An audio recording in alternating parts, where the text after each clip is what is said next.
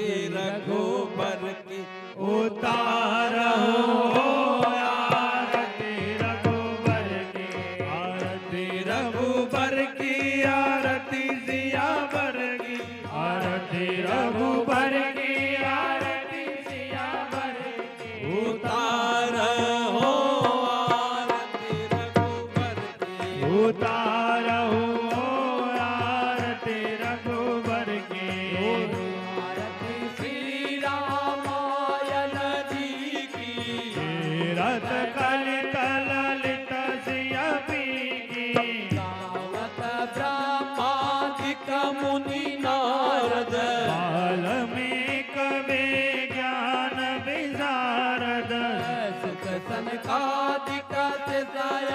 सारद धरणी पवन सुत की रतनी की, परनि पवन सुत की रतनी की उतारो आरती रघुबर की उतारो आरती रघुबर की, आरती रघुबर की आरती सियावर की आरती रघुबर की, आरती सियावर की। उतारो आरती रघुबर की उतारो आरती रघुबर की, गावत वेद पुराण यशदत शास्त्र सब ग्रंथन को रस, मुनियन धन सांतन को सरबत सारयंस सम्मत सबही की, सारयंस सम्मत सबही की उतारो आरती रघुबर की उतारो आरती रघुबर की, आरती रघुबर की आरती सियावर की आरती रघुबर की, आरती श्रियावर की। उतारो आरती रघुबर की उतारो आरती रघुबर की, गावत संतत शंभु भवानी मरुघट संभव मुनि विज्ञानी, व्यास आदि कवि वर्ज बखानी कागभूषुंड गरुड़ के की, भूतुनि गरुण के ही की उतारो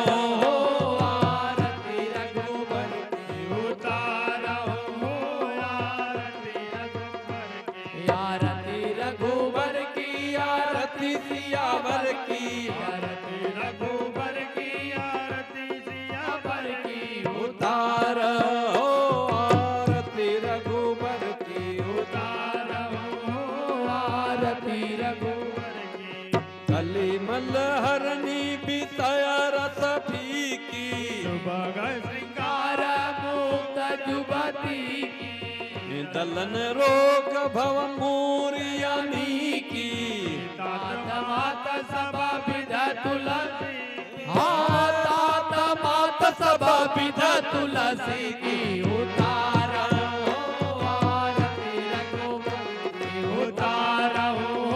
आरती रघुबर की, आरती रघुबर की आरती सियावर की आरती रघुबर की, आरती श्रियावर की। उतारो आरती रघुबर की, उतारो आरती रघुबर की, उतारो आरती रघुबर की। बोलिए श्री रामायण भगवान की जय हो। आइए हम कथा में प्रवेश करने के पूर्व मंगलाचरण में का आश्रय लेते हुए आगे बढ़े।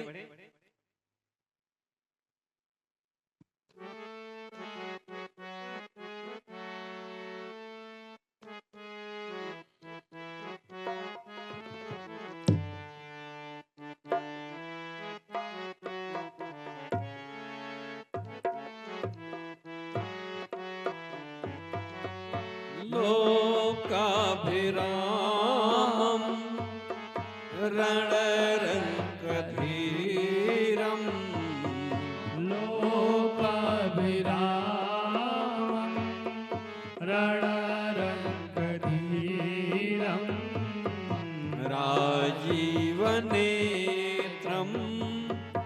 रघुवंशनाथं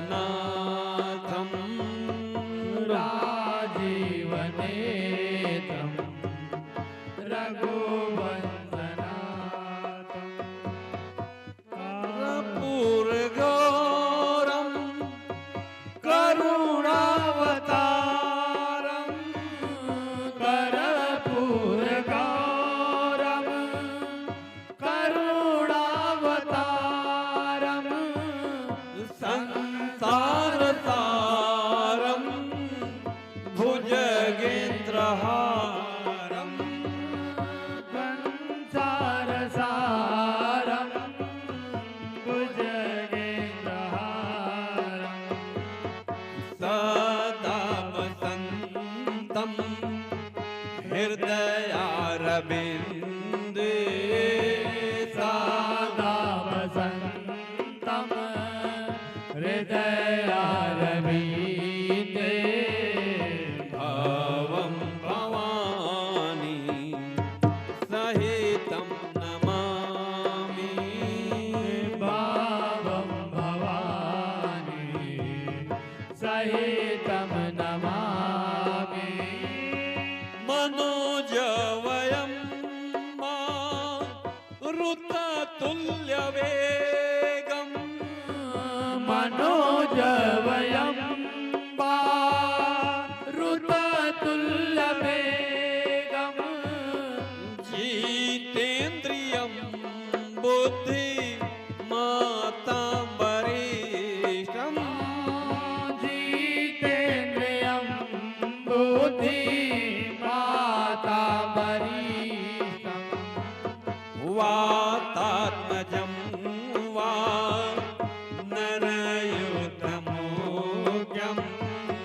वातात्मजं वा नरयुतमोग्यं श्रीरामदूतं शरणं प्रपद्ये श्रीरामदूतं शरणं तपस्वे श्रीराम जय राम जय जय राम श्रीराम जय राम जय जय राम श्रीराम जय राम जय जय राम श्रीराम जय राम जय जय राम श्रीराम जय राम जय जय राम श्रीराम जय राम जय जय राम श्रीराम जय राम जय जय राम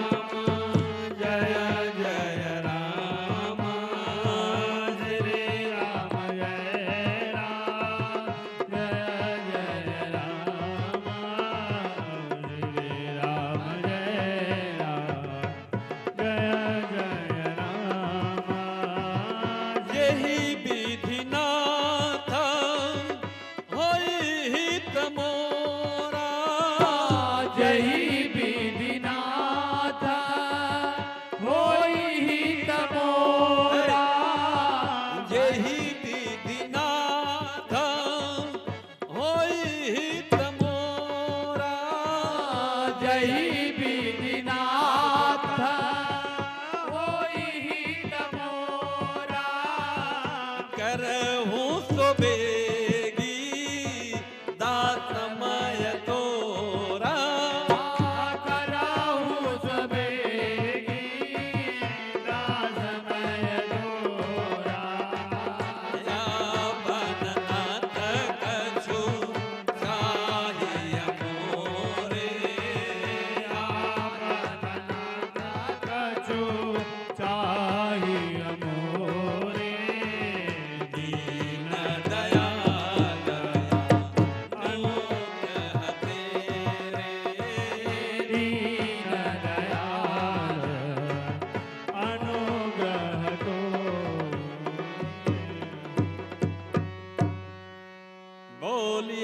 श्री रामचंद्र भगवान की जय हो। आइए हम आज कथा में प्रवेश करें। आज तृतीय दिवस की कथा में अपूर्वा जी, कल हम लोग कथा में कहाँ पहुंचे थे, जरा कुछ याद है? होता यही है, कल की कथा को हमने कहाँ विश्राम दिया था कि सप्तऋषि लोग आकर के माँ भगवती पार्वती की परीक्षा लिए हैं, और ये परीक्षा लेने के बाद जब माँ परीक्षा में पास हो गई तो ऋषिगण उनके पिता हिमवान के यहाँ संदेशा भेजे कि अपनी पुत्री को आप लेकर के चले जाइए, और आकर के क्या कह रहे हैं, अपने इष्ट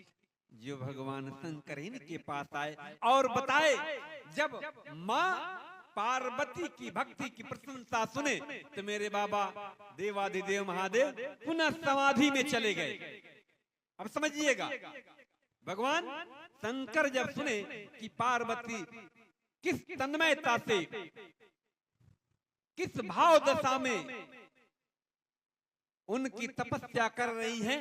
उनकी तपस्या सुनने के बाद उनके मन को इतनी शांति और शीतलता मिली कि वो समाधि में चले गए। अब इसी समय एक अलग घटना घटती है। तारकासुर नामक राक्षस, जो तारकासुर है, वह अपने तप के बल से इतनी शक्ति अर्जित कर लिया था कि पूरे देवता लोगों को पटक पटक के मारता था। ध्यान रखिएगा, देवता लोगों को मार मार के उनके राज्य को छीन लिया, और छीन लिया। अब देवता जानते हैं, देखिए एक समझ लीजिएगा, जीवन में यदि कुछ पाना है तो तप करना पड़ेगा। आप बताइए कि जब हम देखते हैं,